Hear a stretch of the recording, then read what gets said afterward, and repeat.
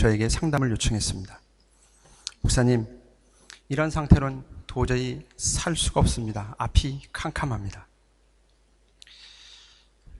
언제는 결혼 때문에 한국을 떠나서 호주에 왔고 하나님의 뜻이라고 그렇게 얘기를 해서 결혼을 했는데 살다 보니까 아닌 것 같다라고 이야기를 합니다. 그래서 도저히 살 수가 없습니다. 돌아가겠습니다. 그래서 제가 그렇게 대답을 했습니다. 돌아갈 길이 없습니다. 앞만 보고 가야 됩니다. 돌아갈 길이 없습니다. 하나님의 은혜 가운데 결혼을 했다고 그러면 이제는 죽으나 사나 이 길을 가야 합니다. 저는 그렇게 권면했습니다. 스파티파라가 쓴 책 가운데 영적 리더십을 발휘하는 아빠라고 하는 책이 있는데요. 남성이 가정 안에서 영적 리더십을 가지고 어떻게 가정을 세워갈 것인가 라고 하는 그 책 가운데 4장에 보면 가정을 온전히 세우기 위한 남편의 역할 가운데 하나가 뭐가 나오냐면 한 여자에게 온전히 헌신하라는 그 챕터 가운데 이런 예화를 소개하고 있습니다. 코르테스라고 하는 사람이 1500년대 사람인데요. 이 사람이 한 가지 이제 계획을 세워가지고 그 계획을 당시의 국왕인 스페인의 국왕에게 가가지고 자신의 계획을 이야기를 합니다. 멕시코에 가면 막대한 보물들이 있다고 그러는데 저에게 배와 군사를 주면 제가 그것을 가져오겠습니다. 그래서 계획을 쫙 설명을 합니다. 그 얘기를 듣고 국왕이 마음의 감동을 받아가지고 11척의 배와 700명의 장정을 줍니다. 근데 이렇게 국왕에게 자신의 계획을 이야기하면서 한 가지는 이야기를 하지 않았습니다. 일단 몇 달간의 항해 끝에 1519년에 11척의 배가 멕시코의 한 항구인 베라크루스에 도착을 했습니다. 그리고 장정들이 도착해가지고 이제 내리고 짐도 내리고 모든 것들을 다 내립니다. 그리고 계획을 하나씩 진행해 갑니다. 그리고 나서 이 코르테스라고 하는 사람이 무슨 짓을 했냐 하면 타고 온 배를 그리고 타고 다시 가야 할 배를 다 불태워 버렸습니다.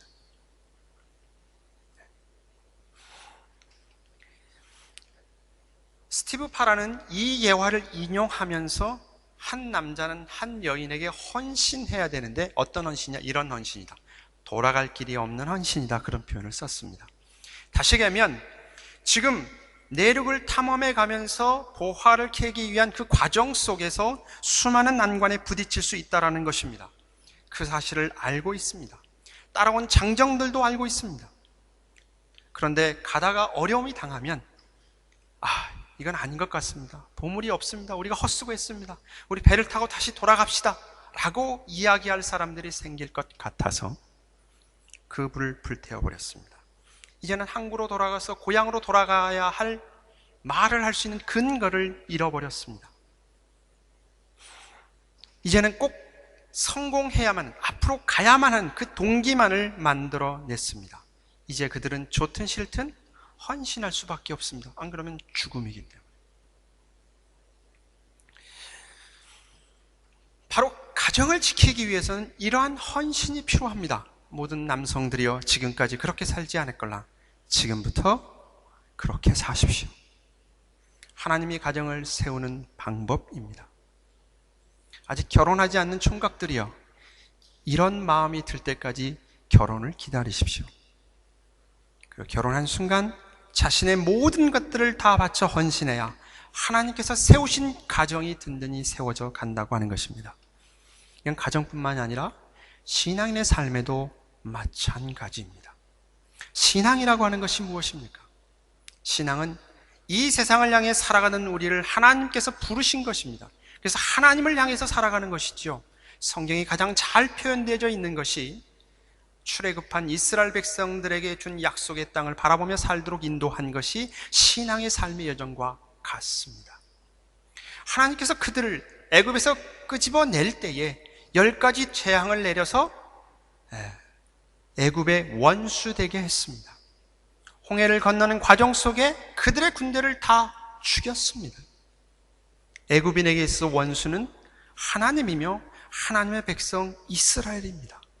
그들은 이스라엘로 돌아갈 수 없습니다. 하나님이 그렇게 배수진을 쳤습니다. 이제는 앞으로 나아가야만 합니다. 그리고 앞으로 나아가는 데 있어서 구름기둥, 불기둥으로 인도하죠. 뒤로 갈 수 없습니다. 근데 성경을 보면 이스라엘 백성들은 늘 그리워했습니다. 늘 돌아가고 싶어 했습니다. 여러분의 모습은 어떻습니까? 하나님의 은혜로 신앙 안에 들어와 있는데 여러분은 신앙을 향해서 하나님을 향해 살아가고 있습니까? 아니면 이 세상을 그리워하고 있습니까? 이민 초기에 정착하는 과정 속에서 늘 경험하는 일들이죠. 저 또한 예외는 아닙니다. 하나님의 사역지가 소주라고 생각을 하고 보따리를 싸고 이곳에 와서 보따리를 풀었습니다마는 임시비자로 산다고 하는 것이 또 이곳에서 정착한다고 하는 것이 쉽지 않았습니다. 날마다 하는 일이 보따리 쌌다가 보따리 풀었다가 보따리 쌌다가 그렇게 시간을 보냅니다. 영주 비자가 나오니까 이제 마음을 좀 달리 하게 되지요. 이런 경험을 오랫동안 하지 못하다가 지난 몇 주간 동안 제 자신이 담임 목사라고 하는 이 보따리를 풀었다 다시 쌌다 하는 반복적인 경험을 했습니다. 쉽지 않는 그런 제 자신의 삶의 한 과정이었다고 생각이 되어집니다. 그러나 지난 공동의회를 통하여서 여러분들의 손길을 통해 하나님은 배수진을 쳐주셨습니다. 이젠 핑계댈 게 없어졌습니다. 앞으로 가야 할 길밖에 없습니다. 죽으나 사나 갈 수밖에 없는 상황으로 만들어냈습니다. 빨리 마음을 고쳐 먹어야 되겠지요. 그래서 여러분에게 이 말씀을 드립니다. 이제 우리는 함께 하나님께서 교회를 세워가심을 믿고 나아가는 길밖에 없습니다. 돌아갈 길이 없습니다. 딴 생각할 여유가 없습니다. 이 땅에 하나님의 세우신 교회를 하나님께서 원하신 대로 세워가기 위해 우리는 함께 모아야 합니다. 힘을 모아야 됩니다. 생각을 모아야 합니다. 물론 그 안에는 다양성이 있습니다. 그럼에도 불구하고 우리는 하나님의 뜻을 확인했다고 하면 이제는 돌아갈 생각을 버리십시오. 여기 코르테스가 불을 태웠던 것처럼 돌아갈 길을 불태워버리고 오직 이 하나님의 교회, 시드니 꿈이 있는 교회를 하나님이 기뻐하는 교회로서 온전히 세워가기 위해서 여러분의 힘과 땀과 열심을 내시기를 부탁드리며 저 또한 그렇게 함께 여러분과 갈 것임을 다시 한번 다짐합니다. 신앙의 원리 가운데서 늘 우리를 뒤로 돌아가보게 하고 우리를 붙잡는 게 있죠. 그것이 사단입니다. 그러나 신앙은 하나님을 바라보고 살아가는 것이 신앙의 삶입니다. 이 땅에서 하나님을 향해 살아가죠. 그래서 하나님께서 먼저 하신 일이 있습니다. 우리에게 배수진을 친 거죠. 성령으로 인을 쳤습니다. 너는 내 것이다라고 인을 쳤습니다. 더 이상 사단이 우리를 건들지 못하게 하겠노라고 배수진을 쳤습니다. 신앙의 출발인 것은 받아들이는 것입니다. 여러분, 그 사실을 받아들이고 방황하지 않기를 바랍니다. 그래서 예수를 믿는 다음에 삶은 어떤 삶을 사냐 하면 오직 성령의 인도하심을 따라 살아가는 삶이죠. 성령이 인치셨고 기름 부으셨고 그 기름 부음에 받아 내가 살아가는 삶을 사는 거죠. 그래서 신앙은 날마다 결단하는 겁니다. 헌신하는 겁니다. 하나님을 향해서 내가 살아가겠노라 라고요. 오늘 저희 교회에서는 이 아침 주일 예배를 드리면서 하나님의 교회에 직분을 세우는 귀한 예식을 거행하려고 합니다. 두 분의 집사 임직과 두 분의 권사 취임입니다. 이러한 임직이 중요한 것은 바로 하나님께 대한 온전한 헌신을 다시 한번 다짐하는 것이며 바로 배수진을 치는 것이 바로 임직식입니다. 이제부터 온전히 하나님께로만 향해서 살겠다라고 하는 다짐하는 것이 바로 이 임직식입니다. 그래서 임직식은 하나님의 부르심에 대한 외적인 표징이 세례라고 하면 하나님의 직분자로서 헌신의 기회를 우리에게 허락하신 것이 바로 임직식이라고 하는 사실을 다시 한번 확인하면서 오늘 임직과 관련된 하나님의 말씀을 생각해 보려고 합니다. 오늘 주어진 말씀이 에베소서 4장 11절과 12절 말씀, 우리가 잘 아는 말씀입니다. 그가 어떤 사람은 사도로, 어떤 사람은 선지자로, 어떤 사람은 복음 전하는 자로, 어떤 사람은 목사와 교사로 이렇게 표현되어 있습니다. 이 위에 다른 사람들이 많이 있지요. 하나님의 교회를 섬기기 위한 직분자들 하나님께서 세우셨다고 하는 것이죠. 이 말씀 가운데 가장 중요한 키포인트는 그가입니다. 그가. 누가 선지자로, 누가 사도로, 누가 복음을 전한 자로, 누가 목사로, 누가 교사로, 누가 장로로, 누가 집사로, 누가 권사로 세우는가? 누가 세우는가? 이것이 가장 중요한 신앙의 키워드입니다.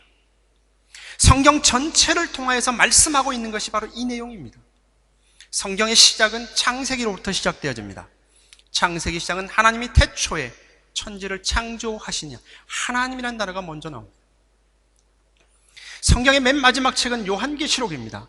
요한계시록의 시작은 어떻게 시작되냐면 예수 그리스도의 계시라 그렇게 시작되어집니다. 처음과 끝 하나님으로부터 시작해서 하나님으로 끝나는 겁니다. 하나님께서 이 교회를 세우셨습니다. 성경이 누누이 강조하는 겁니다. 이 교회를 세우기 위해서 예수 그리스도를 십자가에 죽게 했습니다. 누가 우리를 교회로 불렀느냐? 하나님이 불렀습니다. 누구의 말을 듣고 친구의 전도를 받아 어떻게 여러분들이 여기에 나와 앉아있는지 모르지만 하나님께서 하나님의 교회로 부르셨다라는 것이 성경이 우리에게 주는 답입니다. 그리고 그 하나님께서 교회의 직분자를 세우신다는 것 동일한 원리입니다. 지금 GT 교재를 통해서 우리가 매일 큐티하는 내용과 새벽 기도에 묵상하는 내용이 계시록에 대한 내용입니다. 계시록의 1장에 가게 되어지면 무엇보다도 강조하는 내용이 이 내용입니다.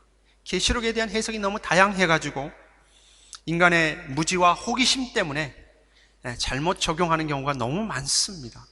그러나 계시록은 심플합니다. 메시지는 간단합니다. 그것을 어떻게 표현해내는가, 이것이 묵시문학이라고 하는 형태를 통해서 표현해내고 있습니다. 왜 묵시문학의 형태를 썼느냐 하면 너무나 하나님께서 행하실 일이 광대하고 크고 넓기 때문에 굉장한 스펙트럼을 통하여서 설명하고 있는 것이 계시록입니다. 그러나 주제는 심플합니다. 요즘 아이들은 계시록 이해가 훨씬 쉽습니다. 왜냐하면 반지의 제왕이라는 이런 영화들을 좋아하는 사람들은 반지의 제왕 같은 그 판타지적인 형식을 빌어서 하나님께서 행하실 일을 선포하고 있기 때문에 그렇습니다. 심플하죠. 하나하나 세세한 것이 아니라 그 큰 그림을 통해서 하나님께서 행하신 일이 무엇인가, 그 거대함을 받아들이는 것이죠. 그래서 1장에 그 오해의 소지를 없애기 위해서 분명히 선포한 내용이 나오죠. 계시록 1장 4절에 가게 되어지면 요한은 아시아에 있는 7 교회에 편지하는 이제도 계시고 전에도 계셨고 장차 오실, 우리 이 말씀 보면 장차 오실이니까 무조건 예수님이라고 생각을 합니다만 그렇지 않습니다. 이 말씀은 구약에 있는 말씀을 인용하는 말씀입니다. 다니엘서에 나와 있는 말씀을 인용하기도 하고 구약에 하나님에 대한 표현이 이렇게 표현되어집니다. 하나님에 대한 표현을 이렇게 표현해서 지금 성부 하나님에 대한 이야기를 하고 있습니다. 그 다음에 그의 보좌 앞에 있는 7 영이라고 표현되어 있죠. 7 영 하니까 7이라고 하는 개념으로 생각합니다만은 7 영은 다른 얘기가 아닙니다. 성령 하나님의 충만하심, 완전하심을 표현하는 게 7 영이에요. 성령 하나님을 가리킵니다. 그 다음에 충성된 증인으로 죽은 자들 가운데서 먼저 나시고 땅의 임금들의 머리가 되신 예수 그리스도로 말미암아, 예수 그리스도의 얘기죠. 이 땅에 오셔서 죽으시고 부활하시고 만왕의 왕 되신 예수 그리스도의 표현입니다. 성부 하나님, 성자 하나님, 성령 하나님을 근거해서 은혜와 평강을 구하지요. 이게 신앙의 원리입니다. 그러니까 오늘 임직식 할 때도, 공포할 때도 성부저삭 성령의 이름으로 공포합니다. 여러분이 세례를 받을 때도 마찬가지입니다. 목사의 이름으로 행하지 않습니다. 이것이 신앙이 가지고 있는 가장 중요한 원리입니다. 요한계시록은 이 세상의 장차의 말 심판에 대한 이야기인데 7인을 띄시고 심판하신 그 분이 누구인가, 이걸 놓치면 헷갈리게 됩니다. 예수님이 그 권한을 가지고 있다는 거죠. 그리고 그 예수님이 내 편 아닙니까? 나를 위해 죽으시고 구원하시고 영원한 생명을 주신 그분이 나에게 해를 끼치지 않는다라는 내용이죠. 그것이 우리의 소망이 되어지는 겁니다. 두려움 없이 갈 수 있는 거죠. 온 세상의 주권을 가지고 있는 그분이 이 세상을 심판하신 날이 반드시 오는데, 하나님을 믿지 않는 자에게는 심판이지만 믿는 자에게는 구원이고 영광이다. 그러니 위로함 받아라 이거예요. 이 세상에 흔들리지 말고 믿음의 길을 가라. 하나님이 계시니까 그 얘기 아닙니까? 오늘 임직할 때에 가장 중요한 것은, 임직의 원리 가운데 가장 중요한 것은 하나님이 세우신다는 겁니다. 성도는 하나님이 부르십니다. 여러분 자신이 이 세상과 비교해 볼 때 별 볼 일 없는 것 같이 느끼실 때가 있을 것입니다. 그러나 여러분, 하나님이 여러분을 부르셨다는 겁니다. 임직식을 행하면서, 여긴 SBS 방송국도 오지 않았고요, 거대하게 행하지 않습니다. 우리는 이 분위기 속에 초라하다고 느낄 수 있습니다. 그러나 여러분, 하나님이 초라한 분이십니까? 이 세상을 지으시고 창조하신 그분이 초라한 분이십니까? 여러분이 믿는 하나님 별 볼 일 없는 분이십니까? 그렇지 않습니다. 그분이 이 직분을 주는 겁니다. 그의 직분은 소중한 것이죠. 하나님 앞에서 내게 주신 직분이 가장 소중한 겁니다. 하나님께로부터 직분을 받으면 그 다음부터는 사람들에게 하소연할 필요가 없습니다. 목사직이 얼마나 힘든 줄 알아? 이 얘기 할 것 없습니다. 왜요? 직분 받은 그 자체가 복이고 고민하는 그 자체가 복입니다. 목사직을 감당하면서 머리가 빠진 것, 그게 복입니다. 사람을 통해서 위로받을 수 없는 것이죠. 모든 직분자가 마찬가지입니다. 성도님들도 마찬가지입니다. 한 성도로서의 삶을 살아가면 참 연약하고 힘이 없을 때가 많아요. 창조주신 하나님의 능력의 권능을 가지고 뭔가 이렇게 홍해가 갈라지는 역사 속에 살아가야 되는데 우리의 삶 속에 그렇지 못할 때가 참 많아요. 그러니까 여러분, 하나님을 기억하십시오. 하나님은 우리를 고와 같이 내버려 두지 아니하시고 지키시고 돌보시며 사랑하시며, 비록 현재 고통의 순간을 가고 있다 할지 나와 함께 하시며 궁극적으로 완성 승리의 자리에 세우실 분이 나의 아버지 하나님. 얼마나 위로가 됩니까? 예. 그러니 성도는 웃을 수밖에 없죠. 예. 웃을 수밖에 없습니다. 교회는 예수 그리스도의 피값으로 친히 하나님이 세우신 것입니다. 삼위 하나님께서 교회를 세워가십니다. 하나님께서 교회 백성을 부르실 뿐만 아니라 친히 일꾼을 세우신다고 하는 사실을 기억하시기를 바랍니다. 그러한 면에서 임직식은 예배 가운데 이렇게 간소하게 차려지는 것이 더 훨씬 성경적이고 은혜스러운 것 같습니다. 이 세상의 거대한 공격으로부터 교회가 힘을 못 쓰는 것은 단 한 가지 이유입니다. 그것은 하나님을 두려워하지 않기 때문에 그렇습니다. 성도나 직분자나 하나님의 사람들은 이 세상에 두려워할 것이 없습니다. 오직 하나님만을 두려워해야 됩니다. 그래서 우리의 삶은 어떻게 하면 하나님께 잘 보일까 하는 삶을 살아야 돼요. 어떻게 하면 하나님 보시기에 잘 보이는 삶을 살까? 이게 우리의 고민이 돼요. 예배 드릴 때 열심히 찬송하고 부르십시오. 열심히 예배를 드시고 열심을 내십시오. 하나님이 기뻐하는 삶이 무엇인가? 임직자에게도 동일한 은혜가 임하여지시기를 소명합니다. 하나님을 진심으로 사랑하고 정말 하나님을 두려워하며 하나님 앞에 신실하게 설교하는 그 삶의 자세를 가지고 여러분의 삶이 있어지시기를 바랍니다. 디모데후서 2장 4절에 가면 누구든지 군에 복무하는 사람은 자기를 군사로 모집하는 상관을 기쁘게 해주어야 한다라고 설명을 했습니다. 오늘날의 한국적으로 이해하는 군대의 개념과 이 당시의 군대의 개념은 다름죠. 여기는 고용된 사람입니다. 국방의 의무 때문에 하는 거지만 여기는 고용된 사람입니다. 부르시는 자를 위해서 헌신하는 것 당연한 것처럼 하나님 앞에 온전히 헌신하는 사람, 하나님을 위해서 사는 것이죠. 그러한 면에서 임직의 원리 가운데 두 번째 우리가 생각해 보아야 될 내용은 무엇이냐 하면 하나님께서 왜 직분자를 세웠는가라고 하는 것이죠. 왜 하나님이 우리에게 직분자를 교회 안에 세웠는가? 그것은 하나님의 풍성하신 모습, 하나님의 영광, 하나님의 그 자비하심, 그것을 우리의 공동체 가운데 드러내도록 하기 위해서 직분자를 세웠다고 하는 사실을 기억해야 됩니다. 직분자는 이제 개인의 삶을 살아가는 것이 아닙니다. 행하는 모든 것들이 개인적인 것을 추구해가는 것이 아니라고 하는 사실입니다. 단순히 하나님의 나라의 어떤 봉사하는 자원봉사자의 삶의 모습이 아닙니다. 이제부터는 직분자로서 산다고 하는 것은 그의 존재와 그의 삶을 통하여서 하나님이 어떤 분이심을 드러내야 됩니다. 하나님이 어떤 분이신지, 하나님의 크신 분, 우리를 향해 가지고 있는 뜻이 무엇인지, 그분의 자비하심과 사랑하심과 넉넉하심과 풍성함을 드러내도록 하기 위해서 하나님의 교회 안에 직분자를 세우고 있다는 사실입니다. 이 말 속에는 이런 표현도 들어있습니다. 그 사람이 실패하면 하나님이 실패하는 겁니다. 제가 실패하면 하나님이 실패하는 겁니다. 그러나 뒤집어 설명하면 하나님은 실패하실 수 없기 때문에 우리는 결코 실패할 수 없다고 하는 사실을 기억해야 됩니다. 그렇기 때문에 직분을 받는 자나 직분자를 바라보는 여러분의 시각을 바꾸시기를 바랍니다. 하나님을 바라보십시오. 하나님을 바라보십시오.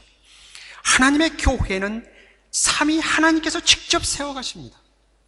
그래서 하나님의 교회는 하나님의 영광과 은혜와 거룩하심이 풍성하게 드러나야 되고, 이 일을 위해서 직분자를 세우신다고 하는 이 직분자의 원리 가운데에 세움받는 직분자나 이미 세우신 분이나 오늘 세움받으신 분들이나 앞으로 세워질 분들은 우리 모두가 이 의식 가운데 있어야 됩니다. 나의 존재와 나의 삶의 모습을 통하여서 하나님의 모습을 드러내는 것이죠. 제가 교회 안에 있으나 밖에 나가면 저에게 부르는 호칭은 항상 목사님입니다. 목사가 아닌 다른 일을 행할 때 이름 부를 때 뭐라냐? 목사님이라고 부릅니다. 일을 배우면, 제가 이제 페인트를 좀 했었는데, 페인트를 배우면 처음부터 배워가지요. 그러면 실수를 많이 하지 않습니까? 대모도로서 일을 하니까. 그러면 처음에는 점잖하게 목사님 그러면 안 됩니다. 하지만 여러분 아시잖아요. 현장에서 일하다 보면 이렇게 막 이 더운 날씨에 그러면 인상 쓰죠. 목사님! 이렇게. 그러면 저는 이렇게 부릅니다. 네, 집사님. 하도 고민이 돼서 좀 다른 칭호를 불러주십시오 그랬더니 하는 얘기야. 목사님한테 목사님이라고 부르시 제가 뭐라고 부르겠습니까? 그러니 화낼 수가 없지요. 게으를 수 없잖아요. 열심히 일을 해야 되잖아요. 열심히 일을 해야죠. 왜요? 안 그러면 어떻게 해요? 목사가 왜 저래? 이거 아니겠어요? 목사가 왜 저래? 한 인간으로서 이해하지 않습니다. 하나님의 직분을 받게 되어지면 그렇습니다. 교회 안에서 에이, 장로가 왜 저래? 이러잖아요. 왜 집사가 저래? 권사라며? 권사가 왜 저래? 이렇게 돼버리는 거예요.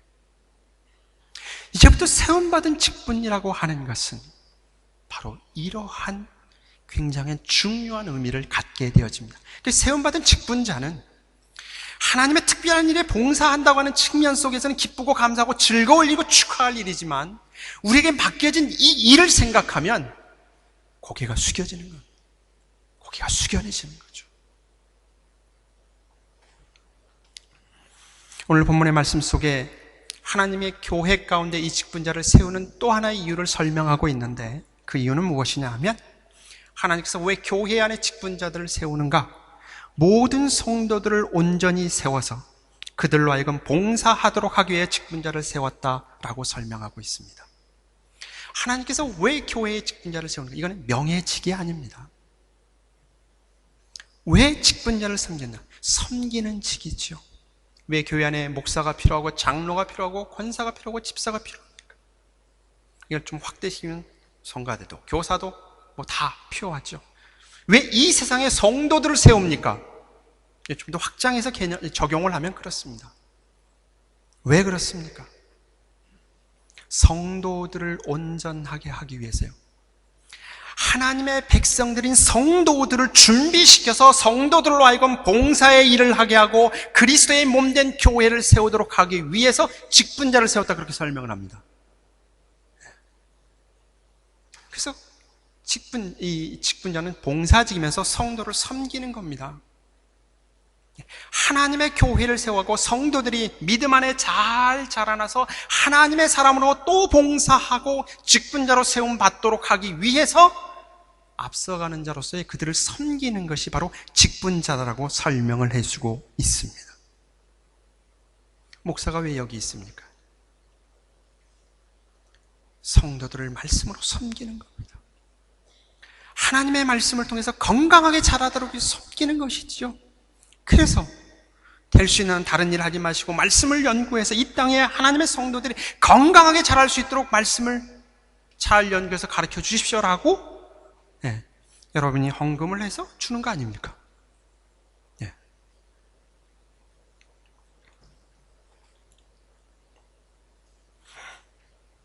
성도들의 유익을 위해서 수고하고 애쓰는 자들이 바로 직분자들입니다.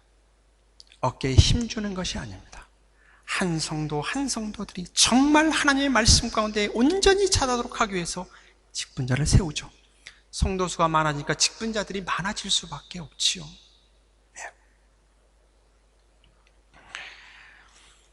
교회의 직분자는 하나님의 일을 하기 위해서, 오늘 본문의 성경 말씀처럼 성도들을 온전케 하기 위해서, 좀 더 거룩한 표현을 쓰면 영적인 일을 위해서 우리에게 이 일로 부르셨습니다. 교회 안에서 돈 많이 내는 일을 위해서 부른 것이 아닙니다. 사회적으로 이름내고 권세에 휘두르는 일을 위해서 직분자로 세우는 것이 아니라는 사실을 기억하시기를 바랍니다. 주용된 교회에 한 성도 한 성도가 믿음 안에서 잘 세워져서 성도로서의 그 역할을 다할 뿐만 아니라 하나님의 교회를 세워가는 데 있어서 건강하게 세워갈 수 있도록 하기 위하여서 바로 직분자를 세웠다고 하는 사실을 기억하시고, 여러분들은 이 직분자들을 잘 활용하십시오. 저를 잘 활용하시고요, 장로님들을 활용하시고 집사님들을, 권사님들을 활용하십시오. 어떻게 활용하라고요? 영적인 일에 활용하십시오. 영적인 일. 하나님의 말씀이 무엇인지 몰랐을 때 묻고 기도를 부탁하고 이 땅의 성도로서의 온전한 삶을 살기 위해서 어떻게 살지 이렇게 고민하며 나누는 그 일들을 해야 됩니다. 그래서 여러분들은 저한테 자꾸 신앙의 질문을 많이 던져주셔야 제가 목사로서의 그 책임과 의무를 다하는 것입니다. 여러분이 그걸 하지 않으면, 제게 기도도 요구하지 않으면 저는 게으른 목사가 되죠. 그래서 여러분이 말씀을 연구하면서 이 말씀 도대체 무슨 말씀인지 모르겠습니다. 밤이고 낮이고 전화하십시오. 그럼 저는 밤이고 낮이고 연구하고 찾고 고민합니다. 머리가 빠져야죠. 그거 더 은혜스럽잖아요. 머리가 빠져들랑 왜 목사님 저래 그렇게 하지 마시고 은혜스럽다 그렇게 받아들이시기를 바랍니다.